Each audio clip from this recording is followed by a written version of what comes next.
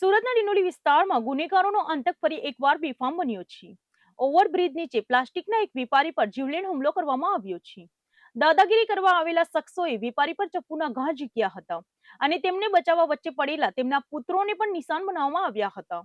જાહેરમાં થયેલી આ લોહિયાળ ઘટનાને પગલે સ્થાનિક રહીશોમાં ભારે રોષ અને ભયનો માહોલ છવાયો છે। સુરતનો ડિંડોલી વિસ્તાર જાણે ગુનેગારો માટે મોકળું મેદાન બની રહ્યો હોય તેવું લાગી રહ્યું છે। અહીંના ઓવરબ્રિજ નીચે આવેલી પ્લાસ્ટિકની એક દુકાન પર ધોળે દિવસે લોહિયાળ ખેલ ખીલાયો છે। ભાટેના રજાનગરમાં રહેતા અને અહીં પ્લાસ્ટિકનો વેપાર કરતા ઝાકીરભાઈ પર કેટલાક અસામાજિક તત્વોએ જીવલેણ હુમલો કર્યો છે। ઘટનાની વિગતો મુજબ કેટલાક શખ્સો દુકાને આવીને ઝાકીરભાઈ સાથે દાદાગીરી કરવા લાગ્યા હતા। મામલો એટલો બીચકાયો કે આ શખ્સોએ પોતાની પાસે રહેલા તીક્ષ્ણ ચપ્પુ વડે ઝાકીરભાઈ પર હુમલો કરી દીધો હતો। ઝાકીરભાઈને ચપ્પુના ઘા ઝીકી દેવામાં આવતા તેઓ લોહી લુહાણ હાલતમાં ઢળી પડ્યા હતા। પિતાને બચાવવા માટે જ્યારે તેમના પુત્રો વચ્ચે પડ્યા ત્યારે આ બેફામ બનેલા હુમલાખોરોએ તેમને પણ છોડ્યા ન હતા। આરોપીઓએ વેપારીના પુત્રો પર પણ હુમલો કરી તેમને ઈજાઓ પહોંચાડી હતી। જાહેરમાં થયેલી આ મારામારીને પગલે આસપાસના વેપારીઓ અને લોકોમાં ફફડાટ ફેલાઈ ગયો હતો। સ્થાનિક લોકોનો આક્ષેપ છે કે ડિંડોલી ઓવરબ્રિજ નીચે અવારનવાર મારામારી અને ગુનાહિત પ્રવૃત્તિઓ બનતી રહે છે। અસામાજિક તત્વોના અડ્ડા જામતા હોવા છતાં પોલીસની નિષ્ક્રિયતાને કારણે વેપારીઓ સુરક્ષિત નથી। આ લોહિયાળ ઘટનાને પગલે તે વિસ્તારમાં ભારે રોષ જોવા મળી રહ્યો છે। ઘટનાની જાણ થતાં ડિંડોલી પોલીસનો કાફલો ઘટના સ્થળે દોડી ગયો હતો। પોલીસે ગુનો નોંધીને હુમલાખોરોને ઝડપી પાડવા માટે અલગ અલગ ટીમો બનાવીને તપાસનો ધમધમાટ શરૂ કર્યો છે। હાલમાં ઇજાગ્રસ્ત વેપારી સારવાર હેઠળ છે,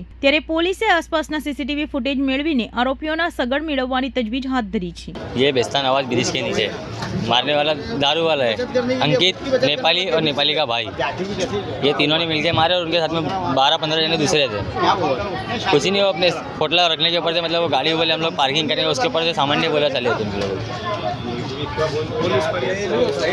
भाई अभी पुलिस वाले को फ़ोन किए, 3 बजे का फ़ोन किया था, अभी पुलिस आई है, अभी 6 बज गए, अभी पुलिस आई है। दारू वाले ऐसा बोलते हैं कि हम लोग मतलब पुलिस वाले को सेक्शन देते हैं, पुलिस वाले हम जैसा बोलेंगे पुलिस वाले वैसा करेंगे। वो लोग ऐसा बोल रहे हैं दारू वाले।